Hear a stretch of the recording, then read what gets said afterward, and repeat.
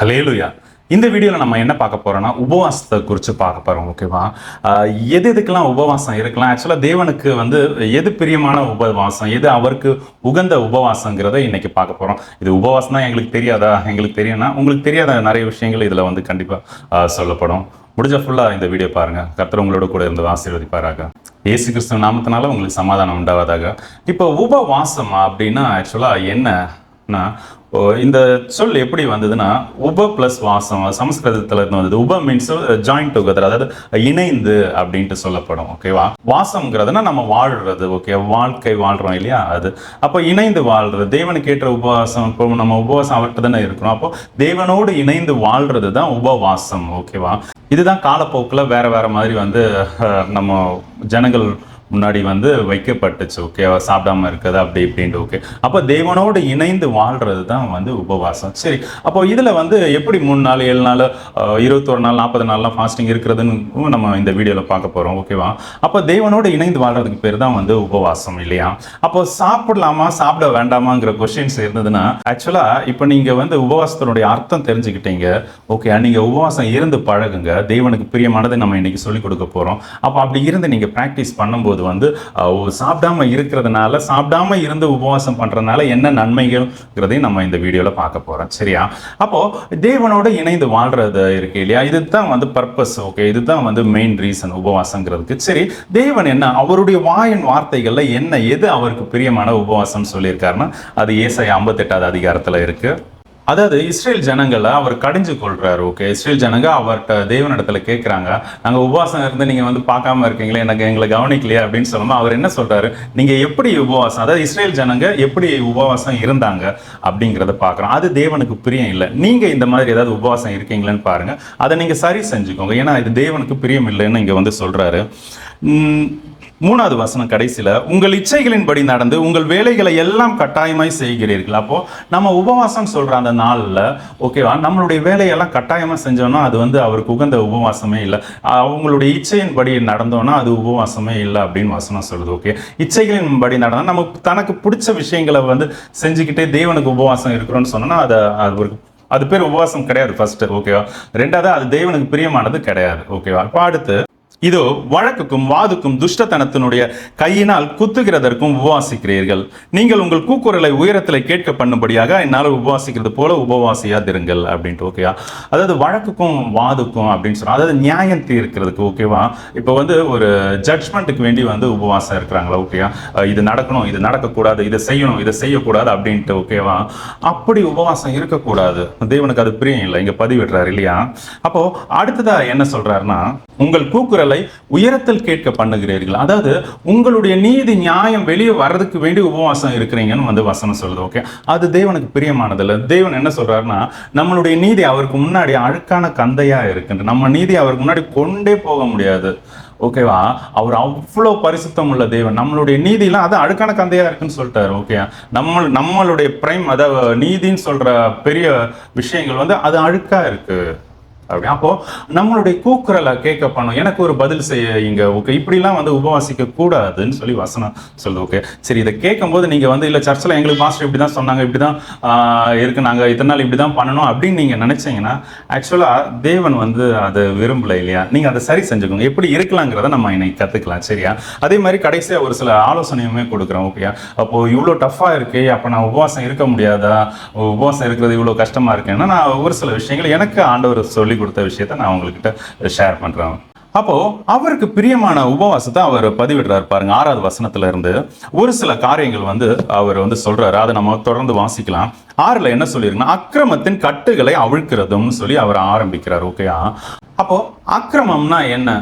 கிரமம் இல்லாதது. கிரமத்துக்கு ஆப்போசிட் அக்கிரமம் இல்லையா? அப்போ என்ன சொல்ற, ஒரு ரெகுலரா இருக்கிற விஷயங்கள், இன்னும் சொன்னா ரூல்ஸை பிரேக் பண்ணி, ஓகே, ரூல்ஸ் இல்லாத விஷயங்கள், சரி அல்லாத விஷயங்கள், இன்னும் சொன்னா அதுக்கு அழகாக ஒரு வார்த்தை தமிழ்ல இருக்கு, அடக்குமுறை அப்படின்ட்டு. ஓகே, உங்களை ஏதாச்சும் ஒரு காரியங்கள் உங்களை அடக்கி வச்சிருக்கா, அப்போ அந்த அக்கிரமத்தின் கட்டுகளை அவிழ்க்கிறதும் அப்படின்ட்டு. ஒரு எக்ஸாம்பிள் இப்போ ஞாபகத்துக்கு வருது. இப்போ கடன் இருக்கு இல்லையா? நம்ம ஒரு விஷயம் ஒருத்தங்கள்ட்ட கடன் வாங்குறோம்னா நாம அவங்களுக்கு அடிமை அப்படின்ட்டு சொல்லியிருக்கு. ஓகே, நம்ம பாவம் செய்வோம்னா நம்ம பாவத்துக்கு அடிமைன்னு வசனம் சொல்லியிருக்கு இல்லையா? அப்போ இந்த அடிமைத்தரம், ஓகே, அந்த விஷயம், ஓகே, நம்ம ஒருத்தங்கள்ட்ட காசு வாங்கி இருந்தோம்னா அப்போ அவங்களுக்கு நாம அடிமையா இருக்கும். அடக்குமுறை இதுக்குள்ள வந்துச்சு இல்லையா? பாவம் செஞ்சோம்னா அதுல அடங்கி போயிடும். ஓகே, அந்த பாவத்துக்கு நம்ம அடிமையா இருக்கும்னு வசனம் சொல்லுது. ஓகே, அப்போ இந்த அடக்குமுறையில இருந்து ஃபர்ஸ்ட் விடுதலை ஆகுங்க அப்படின்னு சொல்றோம். அதுக்குண்டான அந்த கட்டுகளை வந்து அவிருங்க அப்படின்ட்டு. அக்கிரமத்தின் கட்டுகளை அவிழ்க்கிறதும். அப்போ உபவாசம்னா அந்த உபவாசம் இருக்கிற நாளில் நாம என்ன செய்யணுங்கிறத தான் நம்ம வந்து பார்க்குறோம். அப்போ அந்த விஷயத்தை வந்து செய்யக்கூடாது. ஓகே, நம்ம எதுக்கு அடிமையாக இருக்கோமோ அதை வந்து செய்யக்கூடாது. ஓகே, அது டோட்டலாக அதுல இருந்து வெளிவரணும். அதனால தான் கட்டுகளை அவிழ்க்கணும் அப்படின்னு சொல்கிறேன். அப்போ முதல் நாள் நீங்கள் உங்களால் என்ன பண்ண முடியுமோ அதை நீங்கள் செய்யுங்க. ஓகே, நான் பின்னாடி வந்து மொத்தமாக நான் சொல்லிக் கொடுக்குறேன். சரி, இப்போ அடுத்து நுகத்தடியின் பிணையல்களை நெகிழ்கிறதும். நுகத்தடி மீன்ஸ் நம்ம அந்த ஏர் வில்ற அந்த மாடுகளுடைய 2 மாடு இருக்கும், அதில் கழுத்தில் வச்சிருக்கோம். இல்லை சிங்கிள் மாடு கூட அந்த புல்லக்காட் சொல்லுவாங்கள்ல, காளை மாடு. ஓகே, காளை மாடு வண்டி. ஓகே, காளை வண்டி அப்படி சொல்லுவாங்க. ஓகே, அதனுடைய கழுத்தில் வந்து அந்த வண்டியை வந்து அதை ஜாயின் பண்ணி இருப்பாங்க. ஓகேவா? அந்த காளை மாடுடைய திமிழ் வரும் இல்லையா? அதில் நான் இங்கே இமேஜ் போடுறேன், நீங்கள் பாருங்கள். சரியா? அப்போது இதை பார்க்கும்போது உங்களுக்கு அழகாக புரியும். ஓகே, இது பேர் தான் நுகம் அப்படின்ட்டு சொல்லுவாங்க. ஓகேவா? அப்போது 2 காளை மாடு இருக்குது வச்சுக்கோங்களேன். 2த்தையும் வந்து பாண்டேஜ் பண்ணுற மாதிரி ஒரு நுகம் இருக்கும் இல்லையா?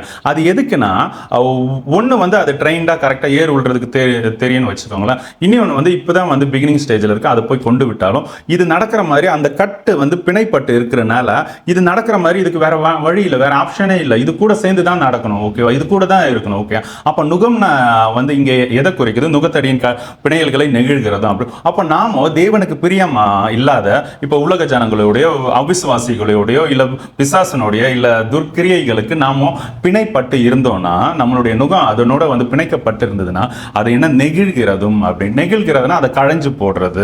அதை வந்து நெகிழ்கிறதுங்கிறது எப்படின்னா அது ஒரு ஸ்மூத்தா வந்து அதை எடுக்கிறதுக்கு சொல்றாரு. ஓகேவா? அப்போ நாம எது கூட பிணைப்பட்டிருக்கோம்? ஓகே, நமக்கு அந்த நுகத்தடியின் கட்டுகள் என்ன இருக்குங்கிறத நம்மளே ஆராய்ஞ்சு பாருங்க. அதான் அப்படி நம்ம உபவாசம் இருக்கும் அவர் சொல்லுவார் எது தேவனுக்கு பிரியமல், நம்ம வந்து எந்த நுகத்தை நம்ம மேல இருக்கு. ஓகேவா? கோபம்ங்கிற நுகம் இருக்கா, இல்ல சாபம்ங்கிற நுகம் இருக்கா, இல்ல நாவு வந்து ரொம்ப தேவையில்லாத வார்த்தைகள் எல்லாம் வந்து பேசுதா, அதிகமா பேசுதா, இல்லை நம்மளுடைய கண்கள் வந்து வேற நுகத்தோட, தேவனுக்கு பிரியமில்லாத நுகத்தோட கட்டப்பட்டிருக்காதான்னு பார்த்து அதை நெகிழ்க்கிறதுக்கு வேண்டி நம்ம நெகிழ்க்கிறதும் தான் அவருக்கு பிரியமான அந்த உபவாச நாளா இருக்கு அப்படின்னு சொல்றார். 3ஆவதா நெருக்கப்பட்டவர்களை விடுதலை ஆக்கி விடுகிறதும் அப்படின்ட்டு. இப்போ நெருக்கப்படுறவங்க யாரு? ஓகே, சிம்பிளா சொன்னா இயேசு கிறிஸ்துவ அறியாதவங்க. அவங்க பிசாசுனால நெருக்கப்பட்டு அவங்க பாதாளத்துல அக்கினிக்கு இரையாக்குறதுக்கு வந்து பிசாசு அவங்கள ஃபோர்ஸ் பண்ணி நெருக்கிக்கிட்டு இருக்கான். ஓகே, அப்போ அதை நம்ம வந்து விடுதலை ஆக்குறதுக்கு சொல்றாரு. அந்த ஜனங்களை விடுதலை ஆக்க சொல்றாரு. வசனம் ரொம்ப அழகா சொல்லுது, சத்தியத்தையும் அறிவீர்கள், சத்தியம் உங்களை விடுதலை ஆக்கும் அப்படின்ட்டு இல்லையா? குமாரன் விடுதலை ஆக்கினால் மெய்யாகவே விடுதலை ஆவீர்கள் அப்படி. அப்ப அந்த சத்தியம் வசனம் உங்களுக்கு தெரியும், உங்களுக்குள்ள இருக்கு இல்லையா? கிறிஸ்து இயேசுவை நீங்க தரித்து கொண்டு இருக்கிறீங்க, அவரு தான் உங்களுக்குள்ள இருந்து வாசம் செய்யறாரு இல்லையா? அப்போ அவரை நீங்க வெளிக்கொண்டு வாங்க. ஓகே, அப்போ புறஜாதியார் இடத்துல உங்களுக்கு தெரிஞ்ச அந்த இயேசுவனுடைய அன்பை சொல்லுங்க. அவர் என்னெல்லாம் செஞ்சிருக்காரு, எதுக்கு வேண்டி வந்தார், அந்த உண்மையை வந்து நீங்க சொல்லுங்க. ஓகே, அப்போ வந்து அவங்க விடுதலை ஆக்கப்படுவாங்க. கிறிஸ்து இயேசுவின் வழியா தான் அவரை விசுவாசிச்சு அந்த வழியா தான் பரலோக ராஜ்யத்துல போக முடியும் இல்லையா? அப்போ அந்த ஜனங்க அக்னிக்கு இரையாகிற தேவனுக்கு சித்தம் இல்லை. அப்போ நீங்க இதை செய்யுங்க, இதுதான் அவருக்கு பிரியமான உபவாச நாளா இருக்கு. இப்போ அடுத்து சகல நுகத்தடிகளையும் உடைத்து போடுகிறதும் அப்படின்ட்டு. இப்போ ஃபர்ஸ்ட் வந்து நுகத்தடியில இருந்து நெகிழ்த்து விட வந்து சொல்றாரு. ஓகே, அதை கலைந்து விடுறதுக்கு சொல்றாரு. இங்க உடைச்சு போட்டுருங்கன்னு சொல்றாரு. அந்த நுகத்தையே வந்து பிரேக் பண்ணுங்க அப்படின்ட்டு. அப்போ பிசாசனுடைய கிரியைகளை எதிர்த்து நிற்கவும் அவனை ஜெயிக்கிறதுக்கும் உண்டான அந்த அதிகாரத்தை பெறும் வல்லமை பெறதுக்கு நம்ம உபவாசம் இருக்கணும்னு சொல்லியிருக்கு. புதிய பாடல அழகா இயேசு கிறிஸ்து சொல்றாரு, இவ்வகையான பிசாசுகள் ஜெபத்தினாலும் உபவாசத்தினாலுமே அன்றி வேற வந்து போகாது அப்படின்ட்டு. ஓகே, சரி, அதான் இதெல்லாம் சொல்லிட்டு எப்படி நாம பிராக்டிக்கலா எப்படி நம்ம உபவாசம் இருக்கலாம், அப்படி எது எல்லாம் ஓகே, எந்தெந்த ஸ்டேஜ் எப்படி இருக்கலாங்கிறத நம்ம பார்க்க போறோம். சரி, அடுத்து என்ன சொல்றாரு? உன் ஆகாரத்தை பகிர்ந்து கொடு அப்படின்ட்டு. அது உன் ஆகாரத்தை நம்ம சாப்பிட்றோம், ஒரு வேளை சாப்பாடு இப்போ ஒரு 5 இட்லி சாப்பிட்றோம் வச்சுக்கோங்க, அதை பகிர்ந்து கொடு. யாருக்கு? பசியா இருக்கிறவங்களுக்கு இல்லையா? அப்போ பசியா இருக்கிற ஜனங்களுக்கு நம்ம சாப்பிட்ற அளவுல அதுல ஷேர் பண்ணி கொடுங்க அப்படின்னு சொல்றோம். அதுதான் தேவனுக்கு இந்த உபவாசம். நம்ம எல்லாம் இதை செய்யறோமா? ஓகே, நம்ம சிம்பிளா ஃபர்ஸ்ட் சொன்ன மாதிரி தான் மேக்ஸிமம் இருக்காங்க. ஓகே, தங்களுடைய ப்ரொமோஷனுக்கு வேண்டி, குழந்தை இல்லை, அது இதுன்ட்டு வீட்டில் பிரச்சனை எல்லாம் தங்களுடைய இதுனே சொல்றாரு. ஆனால் இங்கே பார்க்குற ஒரு விஷயம் கூட வந்து நமக்கு உண்டானதாக இருக்காது. ஓகே, அதை இன்னொரு வகையில பார்த்தா எல்லாம் நமக்குரியதான். நம்ம தேவனிடத்துல சேர்றதுக்கு, நமக்குள்ள ஆவியின் கனி வெளியே வர்றதுக்கு, கிறிஸ்துவனுடைய சுபாவம் நமக்குள்ள வர்றதுக்கு உண்டானதா இருக்கும். ஓகே, அப்படி பார்த்தா 100% நம்மது. ஆனா நம்ம மாம்ச கண்ணில் பார்த்தா இது எதுவுமே எல்லாமே மற்றவங்களுக்கு செய்யற மாதிரி இருக்கு, இதனால எனக்கு என்ன பிரயோஜனங்கிற தாட் வரும். என்ன பிரயோஜனம்னா ஒரே பிரயோஜனம், நித்தியத்துக்கு போக முடியும், பிதாவானவருக்கு பிரியமா இருக்க முடியும், கிறிஸ்து இயேசுவோட நம்ம வந்து வேறுன்றது முடியும். ஓகே, கிறிஸ்து இயேசு இல்லாம நம்ம பரலோக ராஜ்யம் பிரவேசிக்க முடியாது. நம்மளுடைய டெஸ்டினேஷன் என்ன, நம்ம எதுக்காக அழைக்கப்பட்டிருக்கோம்? ஓகே, பிதாவினுடைய வலது பாரிசத்துல இருக்க கிறிஸ்து இயேசுனுடைய சிங்காசனத்துக்கு வேண்டி இப்போ அதுதான் கோல், அதுதான் லட்சியம். ஓகே, அதுதான் அச்சீவ்மெண்ட். ஓகேவா, அதுதான் இலக்கு. அப்ப அதை நோக்கி பிரயாணம் பண்ணணும். அப்ப அதுக்குண்டான வழியில தான் நம்ம போக முடியும் இல்லையா? அதை புரிஞ்சுக்கிட்டு கவனமா இந்த வசனத்துக்குள்ள, ஆவிக்குள்ள, ஆவியானவருடைய நடத்துதல்ல தேவனுடைய சித்தத்தின்படி செஞ்சா மட்டும்தான் போக முடியும். ஓகே, உலகம் சொல்றதை நம்பாதீங்க, வசனம் சொல்றதை நம்புங்க. இந்த வசனம் கடைசியில சொல்லுது, கர்த்தருடைய வாய் இதை சொல்லிட்டு அப்படின்ட்டு. ஓகே, அவர் சொன்னதை தான் எடுத்து வந்து சொல்லி கொடுக்கும்படியா, உங்களுக்கு திரும்ப நினைப்பூட்டும்படியா வந்து எங்களை நியமிச்சிருக்காரு இல்லையா? அப்போ அது புரிஞ்சுக்கோங்க. அடுத்து என்ன விஷயம்னா, துரத்துண்ட சிறுமையானவர்களை வீட்டில் சேர்த்து கொள்ளுகிறதும் அப்படின்ட்டு. அதை யாரெல்லாம் தள்ளப்பட்டிருக்காங்க? ஓகேவா, இப்போ சொந்த பந்தங்கள் இருக்கும், நிறைய வயசானவங்க வந்து தள்ளப்படுறாங்க இந்த காலத்தில் பார்க்குறோம் இல்லையா? அதே மாதிரி சின்ன பிள்ளைங்க வந்து தள்ளப்படுறாங்க. ஓகே, பெற்றோரால் ஓகே தூக்கி குப்பை தொட்டியில், அனாத ஆசிரமத்தில், இந்த மாதிரிலாம் நிறைய ஆசிரமங்கள் இருக்குது. ஓகேவா, ஒன்று நீங்கள் அதை செய்யுங்க. வசனம் என்ன சொல்லுதுன்னா, உங்கள் வீட்டில் சேர்த்துக்கோங்க. அது நம்ம மைண்டு அதுக்கு ரெடியாக இருக்கும் நம்ம வீட்டில் சேர்க்கறதுக்கு. ஓகே, ஒருவேளை நீங்கள் லேடிஸாக இருந்தீங்கன்னா உங்கள் கணவர் அனுமதிச்சா நீங்கள் சேர்க்கலாம். ஓகே, இல்ல வந்து கல்யாணம் ஆகாதவங்களா இருந்தீங்கன்னா உங்க பெற்றோர் அனுமதிச்சா சேர்க்கலாம். ஓகேவா, அப்ப ஏன்னா நீங்க அவங்களுக்கு உட்பட்டு தான் வந்து நீங்க இருக்கணும். ஹல்லேலூயா, எல்லா துறைத்தனத்துக்கும் அதிகாரத்துக்கும் கீழ்ப்படிஞ்சு தான் இருக்கணும். ஓகே, அப்போ நீங்க கரெக்டா ஹஸ்பண்ட் ஒய்ஃப் அந்த மாதிரி கொஞ்சம் பெரியவங்களா இருந்தீங்கன்னா வந்து நீங்க ஹஸ்பண்ட் கூட டிஸ்கஸ் பண்ணிட்டு துரத்துண்டவங்களை உங்களை வீட்டில் சேர்த்தீங்கன்னா, அவங்கள ஆகாரம் கொடுத்து அவங்கள பராமரிச்சிங்கன்னா நல்லது. ஓகே, வசனம் சொல்றபடி. ஓகே, இல்லை அட்லீஸ்ட் ஒரு ஆர்பனேஜாக அவங்களை எங்களை சேர்க்கணுமோ அதுக்குண்டான வேலையை செய்யுங்க. ஓகேவா, நீங்க நினைக்கலாம் அதுக்கு தான் வந்து நிறைய இயக்கங்கள்லாம் இருக்கு, அதை அவங்க வேலை அவங்க பார்த்துப்பாங்கன்னா அப்புறம் உங்க இஷ்டம். வசனம் உங்களை செய்ய சொல்லுது. உபவாசம்னா இதுதான் தேவனுக்கு பிரியமானதுன்னு சொல்லுது. ஓகேவா, ஹல்லேலூயா.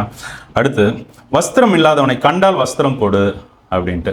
அப்போ வஸ்திரம் இல்லாதவங்களை பார்க்கும்போது கண்டிப்பா நம்ம ட்ரெஸ் கொடுக்கணும். ஓகே, ஒன்று நம்ம கிட்ட இருக்கிறது கொடுக்கலாம், இல்லை வாங்கி கொடுக்கலாம். இதெல்லாம் செஞ்சாதான் உபவாசம்.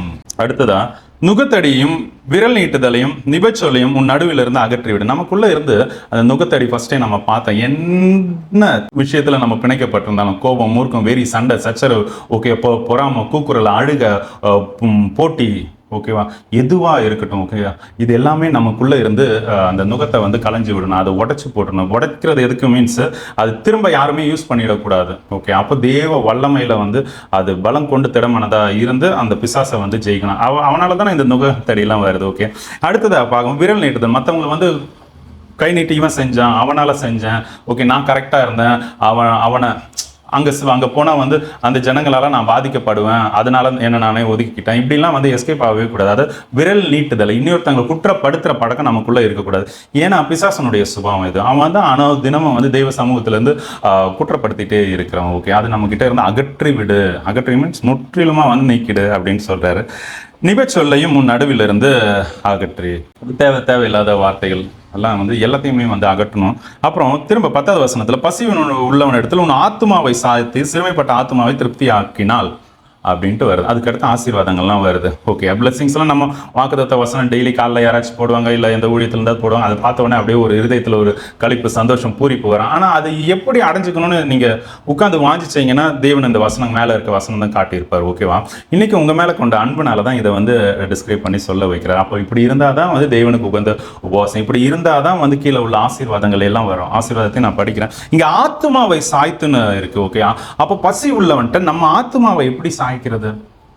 அப்ப அவன் என்ன பசியில இருக்கான்? சிறுமைப்பட்ட ஆத்மாவை திருப்தி ஆக்கினால். அப்ப அவனுடைய ஆத்மா வந்து சிறுமையப்பட்டு இருக்கு. ஓகேவா, இது எதை குறிக்குதுன்னா ஆக்சுவலா அந்த சுவிசேஷ தாகத்தை தான் குறிக்குது. ஓகேவா, தாகம் உள்ளவன் மேல தண்ணீரை பாய்ச்சிற தேவன் தான் வந்து அவர். அதாவது நம்ம வறண்ட நிலமா இருக்கும்போது பரிசுத்த ஆவியானவர் பொழிந்தார். அந்த ஸ்பிரிச்சுவல் இதுக்குள்ள போகுது. ஓகே, அவங்க தெரியாம இருக்கும்போது நீங்க கிறிஸ்து இயேசுவை வந்து உன்னுடைய வல்லமையை வந்து அவங்களுக்கு தரிப்பீங்க. ஓகே, அதுக்கு நம்ம ஃபர்ஸ்ட் தேவனுடைய வல்லமையில தரிப்பிச்சிருக்கணும். பரிசுத்த ஆவியானவருடைய நிறைவுல இருக்கணும். ஓகே, நீங்க அப்படி இருந்து தேவனை அவங்களுக்கு தெரியப்படுத்துங்க, சுவிசேஷம் அறிவிங்க, பரிசுத்த ஆவினால அவங்கள வந்து நிரப்புங்க. ஓகேவா, உங்கள்கிட்ட இருக்கிறத அவங்கள்ட்ட கொடுங்க. ஓகேவா, அந்த பசியை தான் சொல்றாரு, அந்த ஆத்மா பசியை வந்து சொல்றாரு. ஓகே, ஆத்மா பசியை வந்து இது எப்படி தீர்க்க முடியும்? தேவனுடைய வார்த்தைகள் மட்டும்தான். ஓகே, ஜீவாப்பம் நானே, அவரை எல்லாம் ஆத்மா பசியை தீர்க்கவே முடியாது. அப்போ அதை வந்து நீங்க கொடுங்க, உங்ககிட்ட இருக்க வசனத்தை வந்து கொடுங்க. வெளியில உள்ளதையும் செய்யணும். ஓகேவா, ஃபுட்டு அவங்களுக்கு ஹங்கரா இருந்து எங்க இருந்தாங்கன்னா நீங்க ஃபுட்டு கொடுங்க, ட்ரெஸ்ஸும் வந்து ப்ரொவைட் பண்ணுங்க. ஓகேவா, ஆனா வந்து இங்க இந்த 10வது வசனத்துல சொல்லி இருக்கிறது இதுதான். ஓகே, வசனம் தேவனுடைய வார்த்தைகளை சொல்லுங்க. அதனாலதான் அவங்க சிரமப்பட்டிருக்காங்க இல்லையா? ஏன்னா படிச்சவங்க ஞானிகள் இவங்களெல்லாம் வெட்கப்படுத்தும்படிக்கு அவர் பைத்தியங்களை தெரிந்து கொண்டார். இப்ப நான் எல்லாம் பைத்தியம். ஓகேவா, ஏன்னா அவங்கள வெட்கப்படுத்தும்படிக்கு. ஓகேவா, அப்போ சிறுமைப்பட்டவங்கலாம் இதுல தான், இந்த வசனத்துல தெரியாம அவங்க இல்ல வந்து 10 வருஷம் 20 வருஷம் சர்ச்சுக்கு போவாங்க, ஆனா அந்த சர்ச்சில் இருந்து அவங்களுக்கு வசன அறிவே வந்து இருக்காது. ஓகேவா, இப்போ இதை கேட்குற நீங்க எத்தனை பேர் மைண்டுக்குள்ள வந்து உபவாசம் இருக்குன்னு சொல்லி தவறா உபவாசம் இருந்திருப்பீங்க.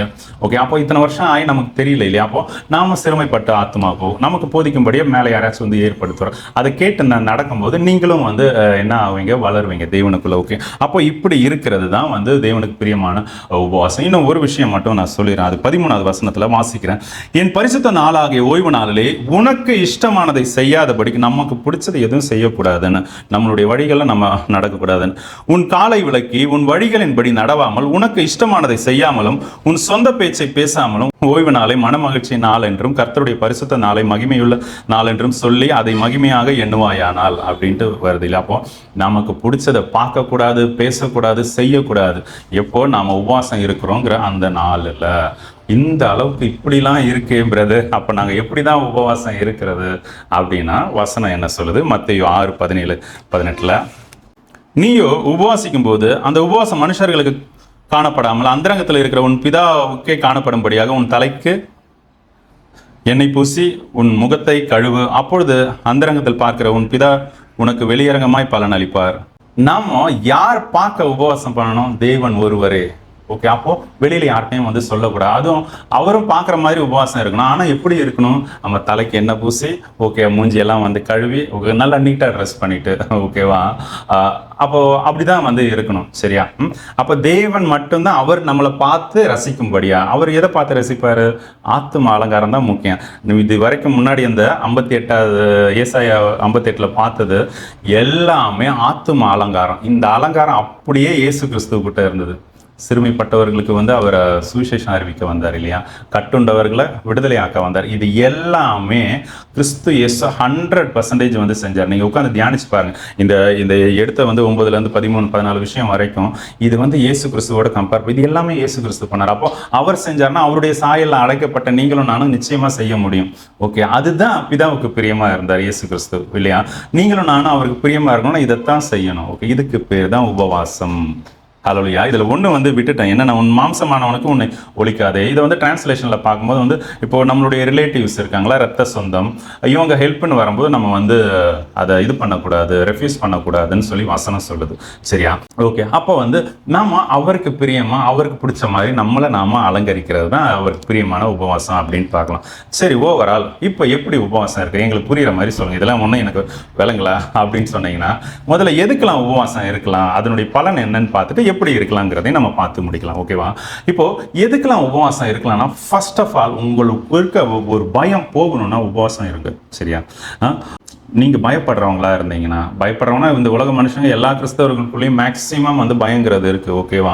ஃபியூச்சரை பார்த்த பயம், ஓகே, பிள்ளைங்களை குறித்த பயம், ஓகே, சமையல் பண்ணும்போது இது நல்லா வருமோங்கிற பயம், அந்த அளவுக்கு பயம் வந்து ஆட்டி படைச்சிட்டு இருக்கு ஒவ்வொரு கிறிஸ்தவர்களுக்குள்ளேயும். ஓகே, பயம் மாறதுக்கு நிச்சயமாக உபவாசம் இருக்கணும். பயங்கிறது அது ஒரு பெரிய விஷயம். ஓகேவா? அதை கண்டிப்பாக ஓவர் கம் பண்ணியே ஆகணும். ஓகே, பயம் போகிறதுக்கு நீங்கள் ஃபாஸ்டிங் இருங்க. ரெண்டாவது, உங்களுக்குள்ளே இருக்கிற ஒரு சில பாவங்களை மேற்கொள்ள முடியாமல் இருக்கும். நீங்கள் ட்ரை பண்ணி, ஐயோ இதை செய்யக்கூடாது, ஐயோ இப்படி புருஷனுக்கு எதிராக பேசக்கூடாது, ஐயோ மனைவின் இடத்துல அன்பு கூறணும், ஐயோ இந்த பாவ பழக்கம், சிகரெட்டு, குடி, இந்த மாதிரி எதுவாக இருக்கட்டும், இல்லை ஃப்ரெண்ட்ஷிப் கூட சேர்றது, அந்நிய ஜனங்களோட அவிசுவாசிகளோட கலக்காமல் இருக்க நானும் ட்ரை பண்ணுறேன், நான் அடக்கணும் ட்ரை பண்ணுறேன், இது எல்லாமே வந்து பாவமாச்சு. ஓகேயா? அப்போது இதில் இருந்து விடுபட முடியலையா? உபவாசம் இருங்க. கண்டிப்பாக உபவாசம் இருங்க. அது சாப்பிட்டா சாப்பிடலையான்னு எப்படின்னு நான் பின்னாடி சொல்கிறேன். சரி, அப்போ கண்டிப்பாக நம்ம இதுக்கு உபவாசம் இருக்கணும். ஃபர்ஸ்ட் பயத்தை மேற்கொள்றதுக்கு உபவாசம் இருக்கலாம். ரெண்டாவது வந்து இங்கே பாவக்கட்டில் இருந்து விடுதலை ஆகிறதுக்கு வந்து உபவாசம் இருக்கலாம். இப்போ மூணாவது பரிசுத்தம் ஆகிறதுக்கு உபவாசம் இருக்கணும். ஓகே, பரிசுத்தம்னா என்னன்னு ஃபர்ஸ்ட் நமக்கு தெரியணும். அது சின்னதாக கொஞ்சமாக சிம்பிளாக சொன்னால் தேவன் ஃபுல்லாக உங்களுக்குள்ள நிரம்பணும். ஓகே, தேவனுடைய சிந்தை, அவருடைய கிரியை செயல். ஓகே, அப்போது தேவன் நம்மளில் ஃபுல்ஃபில் ஆகிறதுக்கு உபவாசம் இருக்கணும். சரியா, அதுதான் வந்து சிம்பிளாக நான் பரிசுத்தம் அப்படின்னு சொன்னேன். அப்போது தேவன் அல்லாத எல்லா விஷயமும் அசுத்தம் தானே, அது எல்லாமே நம்ம மைண்டுக்குள்ளே இருந்து பியூரிஃபை ஆகிறதுக்கு நம்ம உபவாசம் இருக்கணும். யோவேல் அழகாக சொல்லியிருக்கு. 1வது அதிகாரம் 14 நினைக்கிறேன், 2வது அதிகாரத்துலையும் வந்து வசனம் சொல்லும், பரிசுத்த உபவாச நாளை நியமியுங்கள். ஓகே அப்படின்னு சொல்லி எல்லாரையும் கூப்பிடுங்க, சபையை பரிசுத்தமாக்குங்கன்னு சொல்லியிருக்கோம். ஓகே, அப்போ பரிசுத்தம் ஆகிறதுக்கு உபவாசம் இருக்கணும். சரியா, இது வந்து முக்கியமான விஷயம். இது 3 பாயிண்ட் மட்டும் இன்னைக்கு போதும். ஓகேவா, இப்போ எதுக்கெல்லாம் இதனால நன்மை என்ன அப்படின்னா, இப்போ உபவாசமும் எப்படி இருக்கிறதுன்னு நம்ம பார்க்க போறோம். ஓகே, நன்மை என்னன்னா நமக்குள்ள தாழ்மை வரும். ரெண்டாவது நம்ம பலப்படுவோம். செம்மையா, அது எப்படி சொல்ல, தேவனுக்குள்ள நல்ல ஒரு ஸ்ட்ராங்கா ஸ்ட்ரென்த்தனா ஒரு நல்லா பலப்படும். ஓகே, உபவாசத்தை மூலியமா ஃபஸ்ட்டு என்ன, நமக்குள்ள தாழ்மை வரும். நாம ஒன்றும் இல்லை தேவனேங்கிற அந்த இதுக்குள்ள நம்ம போயிடுவோம். ஓகேவா, மூணாவதா பிசாசுங்கள்லாம் வந்து அலரும். ஓகே, அவனை வந்து அழகாக வந்து எதிர்க்கலாம் மீன் சண்டை போட்டு அப்படிலாம் வந்து கிடையாது. நம்ம பரிசுத்தத்தில் வந்து நின்னா அவன் ஓடிப்போம், அவனால் கிரியை செய்ய முடியாது. ஓகே, அவன் ஓடாமல் அதே இடத்துல இருந்தாலும் அவனுடைய கிரியைகள் வெளிப்படாதபடிக்கு இந்த பசுத்தம் வந்து அவனை ஓவர் கம் பண்ணும். ஹalleluya. அப்போது இதுதான் வந்து உபவாசத்தினுடைய மெயினான ரொம்ப முக்கியமான விஷயங்கள் மட்டும்தான் அவங்ககிட்ட சொல்லியிருக்கேன். சரி, அப்போது உபவாசம் எப்படி இருக்கலாம், சாப்பிடலாமா சாப்பிடக்கூடாதா? ஃபர்ஸ்ட் இந்த சாப்பாடை பற்றி பார்க்கலாமே. ஓகே, இப்போ நம்மளுடைய சரீர தேவைக்கு தான் நம்ம சாப்பிட்றோம். நம்மளுடைய மாம்சம் நீடித்து வந்து வாழ்றதுக்கு தான் நம்ம சாப்பிட்றோம் இல்லையா? அப்போ நம்ம சாப்பிடாம இருக்கும்போது சரீர தேவை வந்து பூர்த்தி ஆகாது. ஓகே, இந்த மாம்சம் வந்து சோர்ந்து போகுது. ஓகே, ஆனா உங்க ஆத்துமா, உங்க ஆவி இருக்கு பாத்தீங்களா, அது வந்து எப்பவுமே சந்தோஷமா இருக்கும். நீங்க கரெக்டா உபவாசம் இருந்தீங்கன்னா தேவனுக்குள்ள வசனம் ரொம்ப நீட்டா சொல்லுது இல்லையா, உங்க மாம்சம் சோர்வுல தான் ஆவி வந்து உற்சாகமா உள்ளது அப்படின்ட்டு. அப்போ அப்படி இருக்கும்போது நம்ம என்ன சாப்பிடாம உபவாசிக்கும் போது என்ன பண்றோம், இந்த ஃப்ளஷுக்கு உண்டான அதை ஃபீட் பண்றதை நம்ம நிறுத்துறோம். ஆனா ஆத்மாக்கு வந்து நம்ம ஓவரா ஃபீட் பண்ணி தேவனோடு இருக்கிறோம். ஓகேவா, இதனால என்ன ஆகும்னா உங்க சரீரம் வந்து உங்க ஆத்மா, ஓகே, உங்க ஆவி உற்சாகமா உள்ளது, சரீரம் வந்து சாப்பிடாம தோய்ந்து போயிருக்கலாம். இதனால என்ன ஆகுதுன்னா உங்க ஆத்மா ஒரு தாழ்மைப்படும். ஓகேவா, அதாவது தேவனிடத்துல வணங்குற மாதிரி மண்டிடுற மாதிரி. ஓகேவா, ஆத்மா தன்னை தாழ்த்தும். ஓகே, தேவனுக்கு முன்னாடி. இது ரொம்ப தேவனுக்கு பிரியமான விஷயம். லேவியராகமம் 19வது அதிகாரம் நான் நினைக்கிறேன், 16வது அதிகாரம் 29லேருந்து 31 பார்த்தீங்கன்னா அவர் மனத்தாழ்மையை தானே விரும்புகிறாரு. ஓகே, அப்போ நம்ம தாழ்மைப்படுறதுக்கு வந்து இதுக்குமே வந்து நீங்கள் உபவாசம் இருக்கலாம். அது இது நீங்கள் தெரிஞ்சுக்கணும். ஓகே, உபவாசம் இருக்கிறனால என்ன நடக்குதுன்னு. அப்போது அதை மைண்டில் வச்சுட்டு நீங்கள் உபவாசம் இருங்க. இல்லை பார்க்குறவங்கள்ட்ட நான் உபவாசம் இருந்தேன், 40 நாள் இருந்தேன், 21 நாள் இருந்தேன், அப்படி இருந்தேன்னு சொன்னால் அந்த தாழ்மையே போகுது. அந்த ப்ரொசீஜர், அந்த கான்செப்டே வந்து போயிடுது இல்லையா? அதெல்லாம் வந்து செஞ்சிடாதீங்க. ஓகே, ஒருத்தர்கிட்டையும் சொல்லாதீங்க. உங்கள் வீட்டில் உங்களுக்கு ஃபுட்டு செஞ்சு கொடுக்குறவங்க இருந்தாங்கன்னா அவங்கள்ட்ட வந்து சொல்லாமல் இருக்க முடியாது. கல்யாணம் ஆயிடுச்சுன்னா வந்து ஒய்ஃப்ட்ட சொல்லுங்க. உங்களுக்குள்ள எப்படி ரிலேஷன்ஷிப் இருக்கோ அதுக்கேற்ற மாதிரி நீங்கள் சொல்லுங்க. மற்றபடி வேற ஒருத்தர்கிட்டையும் சொல்லாதீங்க. அதாவது தெரியப்படுத்தாதீங்க. ஓகே, தெரியப்படுத்துறது வந்து அப்போவே வந்து அதனுடைய பிரயோஜனம் முடிஞ்சு போயிடுச்சுன்னு வசனம் சொல்லுது இல்லையா? அப்போ வந்து யார்ட்டையும் சொல்லாதீங்க. இப்போ நிறைய சர்ச்சஸ்ல வந்து சொல்லி இருப்பாங்க. ஓகே, சபைகளில் என்னன்னா உபவாசம் இருந்து கேட்டால் வந்து கிடைக்கும் அப்படின்னா அது 100% அது பொய்யான ஒரு விஷயம். ஓகே, நம்ம கேட்குறது உபவாசம் இருந்து போராடி பெற்றுக்கொள்ளணும்லாம் சொல்லுவாங்கல்ல, அது வந்து ஆக்சுவலாக வந்து அது அப்படி கிடையாது. ஓகே, உபவாசம் இருந்தாலும் வந்து ஆண்டவர் கொடுக்குறாருன்னா அப்படி கிடையாது. ஓகேவா, உபவாசம் நமக்கு சொல்லி கொடுக்கப்பட்டது என்னன்னா, இப்போது அடம் பிடிக்கிற குழந்தை இருக்குது இல்லையா, அவங்க அப்பா அம்மாவை டார்ச்சர் பண்ணி எப்படியாவது கொடுங்க கண்டிப்பாக வேணும்னு சொல்லி அழுது தன்னை ரொம்ப இது பண்ணி வாங்கி தர வைக்கும் இல்லையா குட்டி பிள்ளைங்க. அந்த மாதிரி ஒரு சுபாவத்தை தான் வந்து சபைக்குள்ள பிசாசு திணிச்சு தேவனிடத்துல போராடி பெற்றுக்கொள்ளுங்க. அதுவும் ஒரு சிலர் எடுத்துப்பாங்க, யாக்கோபு போராடி ஜெபிச்சான், வந்து அண்ணால் போராடி ஜெபிச்சாங்க, இப்படி ஒரு சிலரை வந்து மட்டும்தான் வந்து இவங்க சொல்லுவாங்க. ஓகேவா, அது வந்து தவறான போதனை. ஓகே, ஜெபிச்சா அதை உபவாசம் இருந்து அவர் வருத்தி கேட்டாலும் கொடுத்துருவாருன்னு கிடையாது. ஓகே, அவர் எப்படின்னா நீங்க வந்து கேட்கலாம். ஓகேவா, சோர்ந்து போகாம நீங்க கேளுங்க. ஓகேவா, அப்போ அநீதியாகிய அந்த நியாயாதிபதியே வந்து அந்த ஸ்திரீக்கு நல்லது செய்யணும்னு நினைக்கும்போது உங்க பிதா செய்ய மாட்டாரா? நீங்க சோர்ந்து போகாம ஜெபம் பண்ணுங்க. பட் அடம் பிடிச்சு ஓகே, உபவாசம் இருந்து தாழ்த்தி ஒடுக்கி அதெல்லாம் அவருக்கு பிடிக்கவே பிடிக்காது. ஓகே, ஓப்பனாக சொல்ல பிடிக்கவே பிடிக்காத விஷயம். ஓகே, நீங்கள் விசுவாசத்தோட கேளுங்க, அவர் கொடுப்பார்னு விசுவாசிங்க, கண்டிப்பாக கொடுப்பார். நீங்கள் என்ன கேட்குறீங்க அதெல்லாம் விஷயம் இருக்குது. இப்போ 2 சாமுவேல் 12:16 என்னன்னா, தாவீது உபவாசம் இருக்கிறார், குழந்தை இறந்துடக்கூடாது அப்படின்னு சொல்லி உபவாசம் இருந்து தரையில இருக்காரு. ஓகேவா, தேவன் அந்த இவருடைய அந்த தாழ்மையை வருத்துறதை பார்த்து தேவன் குழந்தைய திரும்ப கொடுத்துருவாரு அப்படின்ட்டு. ஓகேவா, ஆனா அங்க என்ன நடக்குது, தாவீது அந்த பிள்ளைக்காக தேவனிடத்தில் பிரார்த்தனை பண்ணி உபவாசித்து உள்ளே போய் ராம் முழுதும் தரையிலே கிடந்தான் அப்படின்ட்டு. ஆனால் அவர் கொடுத்தாரானா கொடுக்கல. ஓகே, ஏன்னா முன்னாடியே சொல்லிட்டாரு. ஓகே, கர்த்தருடைய வார்த்தை வந்துச்சு, அந்த பிள்ளை நிச்சயமாய் சாகும்னு 14வது வசனத்துல வந்து சொல்லியாச்சு. ஓகே, அதை மீறி இவர் இருக்கிறார். ஓகேவா, நம்ம தேவனுக்கு விரோதமா ஒருபோதும் நம்ம செய்யக்கூடாது. ஓகேவா, நீங்க மனசார உள்ளுக்குள்ள ஒரு விஷயம் தோணுச்சுன்னா, கர்த்தர் வேணான்னு சொன்னதை நீங்க திரும்ப வந்து கேட்கறதுக்கு துணிஞ்சிடாதீங்க. ஓகே, நீங்க கேட்டு தெரிஞ்சுக்கலாம். ஓகே, ஏன் கர்த்தாவே எனக்கு சொல்லிக் கொடுங்க, எனக்கு புரியல, எனக்கு புரிய வைங்கன்னு சொன்னால் அவர் காலத்தில் கண்டிப்பாக சொல்லிக் கொடுப்பார். ஓகேவா, இங்கே அதாவது என்ன சொல்ல வரேன்னா, நீங்கள் ஜெபிக்கிற எல்லாமே கிடைக்கணுங்கிற அர்த்தம் கிடையாது. நீங்கள் தேவனிடத்தில் அன்பாக இருக்கும்போது, தேவனிடத்தில் கிட்டி சேர்ற அந்த அனுபவத்தில் இருக்கும்போது வந்து அவர் வந்து நிறைய விஷயங்கள் ஒதுக்கி தான் வைப்பார். அது நீங்கள் வந்து கேட்கும்போது அவர் சொல்லிக் கொடுப்பார். இங்கே பாருங்கள், உபவாசத்தினுடைய பலனை பாருங்கள். ஓகே, கேட்குறாரா, கிடைக்கலையா, ஆனால் அவர் உபவாசம் இருந்ததோட பலன் என்னன்னா, பையன் இறந்துட்டான், குழந்தை இறந்துடுச்சு. ஓகேயா, உடனே அந்த விஷயம் இவருக்கு வந்த உடனே இவர் அதை விட்டு எழும்புறாரு. 20வது வசனம், தரையை விட்டு எழும்பி ஸ்தானம் பண்ணி எண்ணெய் பூசி தன் வஸ்திரங்களை மாற்றி கர்த்தருடைய ஆலயத்தில் பிரவேசித்து பணிந்து கொண்டு தன் வீட்டுக்கு வந்து போஜனம் கேட்டான். ஓகேவா, இதுல இருந்து என்ன தெரியுது? ஓகேவா, தேவ பலன் அவனுக்குள்ள உபவாசம் இருக்கும்போது பூரணப்படுது. குழந்தை இறந்துட்டான், அது தாங்க முடியாது இல்லையா. அவன் ரொம்ப நேசிச்ச மனைவியோட முதல் குழந்தை இல்லையா, இவங்களுடைய குழந்தை. அது எந்த அளவுக்கு எத்தனை மாதம் வந்து இப்போ பிறந்ததுன்னா 10 மாதம் ஆல்ரெடி வயிற்றுக்குள்ளே இருக்கும்போது ஒவ்வொரு நாளும் ரசித்து என்னெல்லாம் சிந்திச்சுட்டு இருப்பான். அது இறக்கும்போது அவனால் தாங்கவே முடியாது இல்லையா. ஆனால் அதுதான் உன்னதத்தில் இருக்கிற பலன் எப்போ தரிப்பிக்குது, அவன் உபவாசம் இருந்ததுனால தரிப்பிச்சு அவன் இறந்ததுன்னு கேள்விப்பட்டவனே அவன் எழும்புறான். அவன் எழும்புறான், குளிக்கிறான், வந்து ட்ரெஸ் மாத்துறான், எண்ணெய் பூசுறான், சர்ச்சுக்கு போறான், ஓகே, ஜெபம் பண்றான், திரும்ப வந்து சாப்பிட்றான். இதை பார்க்குறவங்களுக்கு இவன் பைத்தியக்காரன் பண்ற மாதிரி இருந்திருக்கலாம். ஓகேவா, அப்போ அவங்க கேட்கறதுக்கு அவன் என்ன பதில் சொல்றான்? அதற்கு அவன், பிள்ளை இன்னும் உயிரோடு இருக்கையில் பிள்ளை பிழைக்கும்படி 22வது வசனம், கர்த்தர் எனக்கு இறங்குவாரோ எப்படியோ யாருக்கு தெரியும் என்று உபவாசித்து அழுதேன். ஓகே, அது மரித்திருக்கிற இப்பொழுது நான் உபவாசிக்க வேண்டியது என்ன, இனி நான் அதை திரும்ப வர பண்ணக்கூடுமோ அப்படின்ட்டு சொல்லிட்டு அதனால உபவாசத்தை நிறுத்திட்டேன். அடுத்தும் என்ன பண்றாரு, 24வது வசனத்துல, மனைவியாகிய பச்சைபாலுக்கு ஆறுதல் சொல்லி அவளிடத்தில் போய் அவளோட சயனித்தான், அவள் ஒரு குமாரனை பெற்றால் அவனுக்கு சாலமோன் என்று பெயரிட்டான் அப்படின்ட்டு. ஓகே, ஆறுதல் சொல்லி திரும்பவும் சேர்றான். அதுதான் அந்த பலன். ஓகே, உன்னதத்தில் உள்ள பலன். ஓகே, அதை சோர்வே விட செய்யாது. நீங்க உபவாசம் இருக்க இருக்க இருக்க எத்தனை தடவை விழுந்தாலும் எழும்ப வச்சுட்டே இருக்கான். அந்த எழும்பி நிற்கிற பலன் இருக்கு பாருங்க, அதை அனுபவிச்சனால நான் வந்து சொல்றேன். ஓகே, எத்தனை தடவை விழுந்தாலும் உங்களை சோர்ந்து போகவே வைக்காது, கர்த்தருக்குள்ள எழும்பி நிற்க வைக்கும். ஓகே, அதனால அதிகமா உபவாசம் இருங்க. இப்போ சாப்பிடாதனால வந்து நம்ம வந்து ஆத்மா வந்து தாழ்மைப்படுதுன்னு, அது தேவனுக்கு ரொம்ப பிரியமானது. இந்த ஆத்மா தாழ்மைப்படும் போது ஆவி உற்சாகமா கழிப்பான், ஆவி தேவனுக்குள்ள வந்து என்ன நல்லா பலப்படும். ஓகே, இங்க இந்த பலத்தை ஒரே எக்ஸாம்பிள் நம்ம பார்த்தோம் இல்லையா, தாவீது. அது மொத்தத்துல அகைன்ஸ்ட் வேர்ல்டு விஷயமா இருக்கு.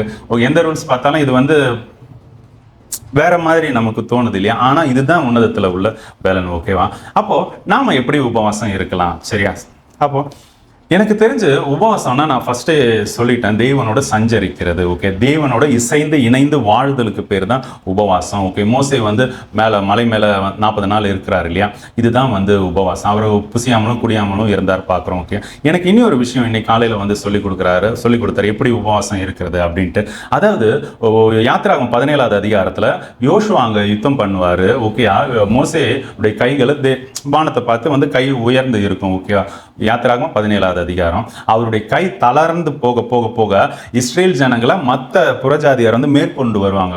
கையத்து உயரத்தில் வைக்கும்போது அப்போ என்னாகும், இஸ்ரேல் ஜனங்க அவங்கள வந்து முறியடிச்சுட்டு வருவாங்க. ஓகே, அப்போ இவனுடைய கை தளரும் போது இப்போ ஒவ்வொரும் ஆரோனும் வந்து தாங்கி பிடிப்பாங்க. ஓகே, சாயந்தரம் ஆகிற வரைக்கும் அவனுடைய கை வந்து வானத்தை பார்த்து ஸ்ட்ரைட்டாக இருந்தது.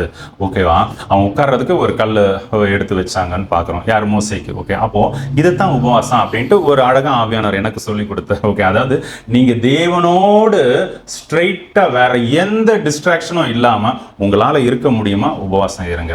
ஓகே, இது ரொம்ப கஷ்டம் பிரதர் அப்படின்னு நீங்கள் நினச்சிங்கன்னா, எனக்கு தெரிஞ்ச அனுபவத்தில் எனக்கு கற்றுக் கொடுத்தது சொல்கிறோம். ஓகே, ஒரு நாளைக்கு இப்போ ஒர்க் பண்ணுறவங்களா இருக்கலாம், 3 மணி நேரம் உபவாசம் இருக்க பாருங்களேன். இது எந்த பைபிளில் இருக்குன்னு கேட்காதீங்க. நம்மளுடைய இலக்கு கிறிஸ்து உட்கார்ந்துருக்க சிங்காசனத்தில், பிதாவனுடைய வலது பாரிசத்தில். ஓகேவா? அப்போ உபவாசத்தினுடைய இப்படி தான் உபவாசம் இருக்கணும். எப்படி நம்ம இவ்வளோ இது நேரம் பார்த்தோம் இல்லையா, இப்படி தான் உபவாசம் இருக்கணும். அப்போ அதுக்கு இப்போ என்ன ஸ்டெப் எடுத்து வைக்கிறதுங்கிறது தான் நான் உங்களுக்கு சொல்கிறேன். இப்போ ஃபர்ஸ்ட் ஒரு 3 மணி நேரம் ப்ராக்டிஸ் பண்ணுங்க. ஓகே, 3 மணி நேரம் எப்படின்னா, 3 மணி நேரம் ஃபுல்லாக ஆசையோட வசனத்தை வாசிங்க, இல்லை 3 மணி நேரம் பாட்டு பாடுங்க. ஓகேவா? ஏன்னா நீங்கள் ஜெபம்னு போயிட்டீங்கன்னா உங்களில் இருக்க இந்த விஷயத்தெல்லாம் தேவனுக்கு பிரியம் இல்லாமல் வந்துடும். உங்களுடைய கஷ்டத்தை சொல்ல ஆரம்பிச்சிருவீங்க, உங்களுடைய தேவையை சொல்ல ஆரம்பிச்சிருவீங்க. ஜெபம் பண்ணாதீங்கன்னு சொல்லலை, ஆரம்பிக்கும்போது ஜெபம் பண்ணுங்க, எனக்கு பலனை கொடுங்க, உங்களுக்கு பிடிச்ச மாதிரி. ஏன்னா நமக்கு ஜெபம் பண்ண தெரியாதுன்னு வசனம் சொல்லுது. ஆவியானவர் தானே வாக்கு கடங்காத பெருமூச்சோடு வந்து அவர் வேண்டுதல் செய்வார். ஏன்னா நமக்கு இன்னபடி என்ன வேண்டிக்கணும்னு தெரியாதனால. ரோமர் 8:26. ஓகேவா? அப்போ நாம அதான் அதுக்குள்ள போயிடாதீங்க. சரியா? தவறா நம்ம மைண்டுக்குள்ள இருக்கலாம். அதனால அதுக்குள்ள போகாம நீங்க துதிங்க, அதிகமா பைபிள் வாசிங்க. ஓகே, இப்படி ஒரு 3 மணி நேரம் தேவனுக்கும் உங்களுக்கும் நடுவில் வேற எதுவும் வராம பார்த்துக்கோங்க. ஃபோன் ஆஃப் பண்ணி வச்சுக்கோங்க, கதவை முடிக்கோங்க. ஓகே, நீங்க தனியா உட்காந்து 3 மணி நேரம் ஃபர்ஸ்ட் இது பண்ணுங்க. இதை வந்து கொஞ்சம் கொஞ்சமா இன்க்ரீஸ் பண்ணுங்க. 6 மணி நேரம், 9 மணி நேரம். அப்படி ஒர்க் பண்றவங்க என்ன பண்ணீங்கன்னா, நைட்டு நேரம் டியூட்டி முடிச்சுட்டு 6 7 அந்த டைம்ல வந்து இருக்க பாருங்க. டியூட்டி முடிச்சு வந்து 3 மணி நேரம். ஓகே, அந்த டைம் டயர்டாக இருக்கும்னு நினச்சிங்கன்னா காலையில் 3 to 6 இருங்க. ஓகே, காலையில் என்னைக்கு உபவாசம் இருக்கணும்னு நினைக்கிறீங்களா அன்னைக்கு காலையில் வந்து 3 to 6 வந்து இருக்க ட்ரை பண்ணுங்க. இல்லை வந்து 4 to 7 அப்படி இருங்க. ஓகேவா? பிரேக் விடாதீங்க, கண்டினியூஸாக ஒரு 3 hours இருக்க பாருங்க. ஹல்லேலூயா, ஹல்லேலூயா. அதாவது உபவாசம் இருக்கிறத நீங்கள் தனிப்பட்ட உங்களுடைய பர்சனல் ப்ரேயரு அது எல்லாம் தவிர்த்து ஒரு 3 மணி நேரம் இருக்கிறதுக்கு ஆரம்பிங்க. ஓகேவா? நீங்கள் சாப்பிடாதது உங்கள் இஷ்டம். உங்கள் என்ன கேட்டால் என்ன சொல்லணும்னா, பசிச்சா சாப்பிடுங்க. ஓகேவா? அதான் நீங்கள் வளர்ந்து வரும்போது உங்களால் சாப்பிட முடியாது. ஃபேக்ட் இதை தான் சொல்கிறோம். உங்களுக்கு பசிக்காது. ஓகே, அந்த ஆவியில் ரொம்ப சந்தோஷமாக அவரே நடத்திக்கிட்டு இருப்பார். அதான் அதே மாதிரி நீங்கள் சாப்பிடாம வந்து ட்ரை பண்ணீங்கன்னா பெட்டராக இருக்கும். ஓகே, இப்போ சாப்பிட்டாலும் வந்து ஒன்றும் பிரச்சனை இல்லை. போக போக வந்து சாப்பிடாம ட்ரை பண்ணி பாருங்க. ஏன்னா உங்கள் அந்த சரீரத்தினுடைய தேவைகள் கட் ஆகும்போது தேவன் வந்து இறங்குவார், உங்ககிட்ட பேசுவார், அந்த சத்தம் கேட்கும். அதாவது இந்த பலன் தான் வந்து நம்மளை வந்து அந்த தேவன் வெளிப்படாதபடிக்கு நம்மளை ஒடுக்கி வச்சிருக்கு. அப்போ சரீரத்தினுடைய பலன் குறையும் போது ஆவியினுடைய பலன் வந்து ஜாஸ்தியாக இருக்கும். ஓகே, அப்போ தேவன் உங்க ஆவியோட பேசுறது அழகா தெரியும். நீங்க வசனம் வாசிச்சாலும் சரி, இல்லை படுத்து தூங்கும் போதும் சரி. ஓகே, அதுக்கு வந்து ஆக்சுவலா நம்ம கிறிஸ்டியன்ஸ் வாரத்தில் 1-2 தடவையாவது ஃபாஸ்டிங் இருக்கணும். புதிய ஏற்பாட்டில் பார்க்கும்போது 100% ஃபாஸ்டிங் தான். ஓகே, 365 நாளும் ஃபாஸ்டிங் தான். ஓகே, அப்போ அப்படிதான் வந்து அப்போஸ்தலர்கள் இருந்தாங்க. சாப்பிடாம இருந்தாங்களான்னு கேட்காதீங்க. ஓகே, நான் சொல்ற தேவனோடு இருந்தாங்க. ஓகே, அதிகமாக அவங்க சாப்பிட்றதுக்கு முக்கியத்துவம் கொடுத்துருக்க முடியாது. முக்கியத்துவம் கொடுத்துருந்தா அவ்வளோ பெரிய வல்லமையா தெய்வன் அவங்கள எடுத்து பயன்படுத்தி இருக்க முடியாது. இதுதான் ஃபேக்ட். ஓகேவா? அப்போ வந்து இதுதான் இப்படிதான் இருக்கணும். அதுக்கு இப்போ என்ன உங்களால் ஸ்டெப் எடுத்து வைக்க முடியுமோ அதை நீங்க செய்யுங்க. உங்களால் முடிஞ்சது செய்யுங்க. ஓகே, கர்த்தர் கோவப்படுவார், கோச்சு பாருங்கன்னா இல்லை. உங்களுடைய நீங்க எடுக்கிற ஒவ்வொரு ஸ்டெப்பையும் வந்து அவருடைய கண்கள் உங்க மேல நோக்கமா இருக்கும். ஒவ்வொரு ஸ்டெப்பையும் கவனிச்சுக்கிட்டே இருப்பார். ஓகே, உங்களால் எவ்வளவு முடியும்? ஒரு குழந்தை இருக்கு, அது இவ்வளவுதான் காலை எடுத்து வைக்க முடியும்னா ஸ்தோத்திரம். ஓகேவா? இல்லை வந்து இவ்வளோ கூட வைக்க முடியல, ரொம்ப கம்மியாக தான் வைக்க முடியும்னா ஸ்தோத்திரம். உங்களால் முடிஞ்சது. பட் வந்து அதை தேக்க நிலையில் இருக்காதீங்க. உங்கள் தூசியை உதறி தள்ளி விட்டு நீங்கள் எழும்புங்க. ஓகேவா? ஏதாவது செய்யுங்க கர்த்தருக்குன்னு. ஏதாவது செய்யுங்க மீன்ஸ் கர்த்தருக்கு செய்கிறோன்னு சொல்லிட்டு போய் வந்து நீங்கள் சர்ச்சில் மெசேஜ் கொடுக்குறதுக்கோ, பிள்ளைங்களை நடத்துறதுக்கோ, இல்லை கூட்டத்தை இது பண்ணுறதுக்கோலாம் கேட்காதீங்க. உங்களுக்குள்ள நீங்கள் தான் சபை. ஓகே, தேவன் வாசம் செய்கிற ஆலயம் நீங்கள் தான். ஓகே, ஜீவனுள்ள தேவனுடைய ஆலயமாக இருக்கிறீங்க. உங்களை வந்து பரிசுத்தம் பண்ணி கொள்றதுக்கு பாருங்கள். உங்களுக்குள்ள இருந்த தேவனுக்கு பிரியம் இல்லாதவைகளை அகற்றி விடுறது பாருங்க. இதுக்கு தான் உபவாசம் இருக்கலாம். உபவாசத்தினுடைய பலன் என்னன்னா ஃபைனலா சொல்றோம். ஓகே, பேதுரு யோவான் நடந்து போவாங்க. அவங்களுடைய நிழல் படும்போது வந்து என்ன ஆகுது? சுகம் ஆகுது. ஓகேவா? பவுலுடைய உருமால்களை போடும்போது சுகம் ஆகுது இல்லையா? இதுதான் உபவாசத்தினுடைய பலன். ஓகே, உபவாசம்னா தெய்வனோட இணைந்து அவரோட இசைந்து சஞ்சரிக்கிற அனுபவத்தை தான் உபவாசம் அப்படின்ட்டு வந்து சொல்றோம். ஓகேவா? அப்போ அப்படிதான் நம்ம இருக்கணும். அவர் அதுதான் விரும்புகிறோம். அப்படி இருக்கும்போது தெய்வ வல்லமை நம்மள இருந்து பூமி எங்கும் வந்து நிரப்பப்படும். ஓகே, நீங்களும் அப்படி உபவாசம் இருக்கிறதுக்கு பிரயாசப்படுங்க. இப்போ என்ன முடியுதோ அதை வந்து செய்யுங்க. ஓகேவா? இப்போ 3 நாள் ஃபாஸ்டிங் இருக்கிறீங்கன்னா 3 வேளை கூட சாப்பிடாம இருக்கலாம். ஓகே, இல்லை உங்களால் 3 நாள் 3 வேளையும் சாப்பிடாம இருக்க முடியலன்னா ஒரு வேளை ஏதாவது கொஞ்சமாக சாப்பிட வந்து ட்ரை பண்ணுங்க. இப்போ 7 நாள் வந்து ஃபாஸ்டிங் இருக்கிறீங்கன்னா வந்து ஒரு வேளை மட்டும் ஆகாரம் சாப்பிட்றதுக்கு பாருங்க. அந்த என்ன சொல்றது, ஆகாரம் ஃபுட்டாக வந்து சாப்பிட பாருங்க. இல்லை வந்து ஒரு கஞ்சியா ஒரு ஒரு டம்ளர் அந்த மாதிரி கஞ்சியா குடிச்சா பெட்டர். ஓகேவா? அதான் உங்களை பழக்க விற்கிறதுக்கு சொல்கிறேன். ஃபைனல் வந்து நம்மளுடைய டெஸ்டினேஷன் வந்து இப்படி தான் இருக்கணும், அப்போஸ்தலர்கள் போல இருக்கணும். ஓகேவா? நீங்கள் அதான் ஆவிக்குள்ள அபிஷேகம் பண்ணப்பட்ட அப்படி வரும்போது வந்து உங்களுக்கே சொல்லுவார், காலைல எழும்போதே சொல்லுவார், சாப்பிடாத என் கூட இரு, வெளியே போகும்போது ட்ரெஸ் மாற்றும் சொல்ல போகாத என் கூட இரு அவர் உணர்த்துவார். அப்புறம் அப்படி போகாதான்னு சொன்ன உடனே ஐயோ இல்லையே ஆஃபீஸில் இதாகிடும் அதெல்லாம் யோசிக்காது. அவர் சொன்னார்னா உடனே வந்து என்ன பண்ண, எஸ்ப்பா சுவிச் ஆஃப் பண்ணவா, தூக்கி போடவா, எல்லாத்தையும் தூக்கி போடுங்க, வரமா அவர் சமூகத்தில் விட்டுறாங்க. வரது அடுத்தது என்ன நடக்குமோ அது அடுத்தது. அதான் அந்த அளவுக்கு நீங்கள் அவருக்குள்ளே போகும்போது தெரியும், எதை குறிச்சும் பயம் இருக்காது. ஓகே, அப்படி வரதுக்கு தான் வந்து உங்களை அப்போ தான் எடுத்து அவர் பயன்படுத்த முடியும். சரியா? வசனம் ரொம்ப அழகா சொல்லுது, தண்டில் சேவகம் பண்ணுகிற எவன் தன்னை சேவகம் எழுதி கொடுத்தவருக்கு ஏற்றவராக இருக்கும்படிக்கு பிழைப்புக்கு அடுத்த அலுவல்களில் சிக்கிக்கொள்ள மாட்டான் அப்படின்ட்டு அவர் சொல்லும்போது நீங்கள் வந்து அப்படியே செய்யுங்க. அதுதான் அந்த வளர்ச்சிக்குண்டான அனுபவத்தை தான் நான் உங்களுக்கு வந்து சொல்கிறேன். ஓகேவா? இப்படி இருக்கிறதுக்கு ஆரம்பத்தில் என்ன முடியுமோ, இப்போ வந்து நான் 21 நாள் 40 நாள் ஃபாஸ்டிங் இருக்கீங்கன்னா வந்து உங்களால் அதான் ஒவ்வொரு வேளை ஒரு கஞ்சி மாதிரி குடிங்க, இல்லை கூழ் குடிங்க, இல்லையா? உங்களால் முடிஞ்சது நீங்கள் 40 நாளுமே 3 வேளை சாப்பிட்டும் கூட ஃபாஸ்டிங் இருக்கலாம். நான் சொன்னது புரிஞ்சுது தானே? ஆனால் அந்த டைம் வந்து இப்போ ஒரு நாள் ஃபுல்லாக ஃபாஸ்டிங் இருக்கீங்கன்னா ஒரு இடத்துக்கு நம்ம வேலைக்கு போனால் 6 to 8 மணி நேரம் வேலை செய்வோம்ல, அந்த ஒரு 8 மணி நேரம் அவர் கூட இருக்க முடியுதா பாருங்க. நான் ஃபஸ்ட்டு எனக்கு அவர் சொல்லி கொடுத்தது பாட்டு பாடுவேன். ஓகே, ஒரு 100 பாட்டு எடுத்து பாடுவேன். அதுவே பார்க்கும்போது ஏறக்குறைய 10 மணி நேரம் வந்துடும். ஓகே, எனக்கு அதான் அந்த ஒர்க்கிங் ஹவர்ஸ் 8 மணி நேரம் எனக்கு வேண்டி கொடுக்க தான் ஆரம்பித்தார். ஓகே, அப்போது நீங்கள் அப்படி கூட ப்ராக்டிஸ் பண்ணுங்கள். எனக்கு கற்றுக் கொடுத்ததை நான் உங்களுக்கு சொல்கிறேன். சரி தானே? அப்போது ஒரு 100 பாட்டு பாடும்போது 10 மணி நேரம் வருது. ஒரு இடத்துல வேலை செய்யும்போது வந்து அப்ராக்சிமேட்டாக அந்த டைம் வருது இல்லையா? அதை வந்து தேவனுக்காக ஓகேவா நம்மளை கொடுக்குறோம். ஓகேவா? சரி, இனி ஒரே ஒரு விஷயம் கூட போனஸாக உங்களுக்கு வந்து சொல்கிறேன். என்னன்னா, அவர் எதுக்கு உபவாசம் இருக்க இன்னைக்கு இந்த ஆகஸ்ட் மாதத்தில் சொன்னார், மீன்ஸ் உங்களை அர்ப்பணிங்க அப்படின்ட்டு. உங்களை அர்ப்பணிக்கிறத அந்த உபவாசமாக அவருக்கு பிரியமாக வந்து சொன்னோம். உங்களை அதை டெடிகேட் பண்ணுங்கிற வார்த்தை, டெடிகேட் பிரதிஷ்டை பண்ணுங்க, உங்களை தேவனிடத்துல ஒப்பு கொடுத்து அது பிரதிஷ்டை பண்ணி உபவாசம் பண்ணுங்கிற வார்த்தையை எனக்கு வந்து இன்னைக்கு காலையில் வந்து ஆவியானவர் உணர்த்தினார். இந்த ஆகஸ்ட் மாதத்தில் உங்களால் முடிஞ்சால் நீங்கள் செய்யுங்க. ஓகே, தெய்வ பலத்தோடையும் வந்து செய்யுங்க. நம்ம ஜெபிச்சு முடிக்கலாம். ஸ்தோத்திரம் தகப்பனே, ஸ்தோத்திரம் ராஜா, ஸ்தோத்திரம் ராஜா. கர்த்தாவே, ஆவியான எங்கள் அன்பு தேவனே ராஜா, ஹல்லேலூயா. ஸ்தோத்திரம் தகப்பனே ராஜா. மாம்சமான யாவர் மேலும் ராஜா நீர் இறங்கி நிரப்பி ராஜா உம்முடைய வசனிப்பினால் ராஜா கர்த்தாவே எல்லாரையும் நிறைத்து கொண்டு இருக்கிறவங்க அன்புக்காக உம்மை துதிக்கிறோம் ராஜா. ஓ தேவனே ராஜா, இதை கேட்டுக்கொண்டு இருக்கிற ஒவ்வொரு ஜனங்கள் மீதும் ராஜா அளவில்லாம உம்முடைய ஆவி பொழிட்டோம் ராஜா. உம்முடைய ஆவினால நிரப்புங்க தகப்பனை, நிரப்புங்க ராஜா. ஓ ஹல்லேலூயா. ஸ்தோத்திரம் தகப்பனை, ஸ்தோத்திரம் ராஜா. ஓ வியாதி இன்னல்கள் எல்லாம் மாறட்டும் தகப்பனை ராஜா. சரீரத்துல எந்த பகுதியில் இருந்தாலும் தகப்பனை. ஓ ஹல்லேலூயா. ஸ்தோத்திரம் தகப்பனே.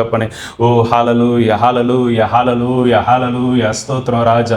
ஓ தேவனே கர்த்தாவே, இப்போ வாரும், இறங்கி வாரும் எங்கள் மத்தியிலே. ஓ எஸ் ஜீசஸ், நிரப்புங்க ராஜா, நிரப்புங்க தகப்பனே ராஜா. ஓ ஹல்லேலூயா. ஸ்தோத்திரம் தகப்பனே. நேற்றும் இன்றும் என்றும் மாறாத எங்கள் சர்வ வல்லமை உள்ள தேவனே ராஜா, உம்முடைய சமூகத்தில் வர நீர் எங்களுக்கு பாராட்டின உங்க அன்புக்காக தகப்பனே ராஜா எங்களை தாழ்த்தி தலைவணங்க தேவனே ராஜா. எவ்வளவு பெரிய ஈவு எங்களுக்கு கொடுத்திருக்கீங்க ராஜா. மெய்யான தேவனாகிய உண்மை அறிந்து கொள்ளும்படிக்கு ஒரு பாக்கியத்தை கொடுத்திருக்கிறீரே, நன்றி தகப்பனே. தேவனே ராஜா, எதனால நாங்கள் விசேஷித்தவர்கள் நீர் எங்களோடு கூட இருக்கிறதுனால தானே தகப்பனே. எங்களோடு கூட ராஜா நீங்க டிராவல் பண்றீங்களே ராஜா. தேவனே, எங்களை காத்து கொள்றீங்களே தகப்பனே ராஜா. எங்களை விசேஷித்தவர்களாக நீங்க எங்களை பராமரித்து கொண்டு இருக்கிறீரே, நன்றி தகப்பனே ராஜா. தேவனே ராஜா, உமக்கு பிரியமா உபவாசிக்க நாங்கள் வாஞ்சிக்கிறோம் ராஜா. எங்களுக்கு கற்றுக் கொடுங்க தகப்பனே. இன்னைக்கு எங்களால என்ன முடியுமோ ராஜா அதை எங்களுக்கு உணர்த்தி அதன்படி ராஜா உம்மிடத்துல கிட்டி சேர உதவி செய்யுங்க ராஜா. உபவாசிக்க பழக்குங்க ராஜா. ஒவ்வொரு நாளும் உபவாசிக்க ராஜா. அட்லீஸ்ட் வாரத்துல ஒரு நாளாவது இந்த வாரத்துல இருந்து நாங்க உபவாசிக்க உதவி செய்யுங்க ராஜா. எங்களை ஆட்கொள்ளுங்க, வழி நடத்துங்க. நீர் மாத்திரம் மகிமைப்படுவீராக தகப்பனே. இயேசு கிறிஸ்துவின் மூலம் ஜெபிக்கிறோம் பிதாவே, ஆமென். என் ஆத்துமாவே கர்த்தரை ஸ்தோத்திரி, என் முழு உள்ளமே அவருடைய பரிசுத்த நாமத்தை ஸ்தோத்திரி. என் ஆத்துமாவே கர்த்தரை ஸ்தோத்திரி, கர்த்தர் செய்த சகல உபகாரங்களையும் மறவாதே. ஆமென், ஆமென். Thank you. God bless you all. God bless you.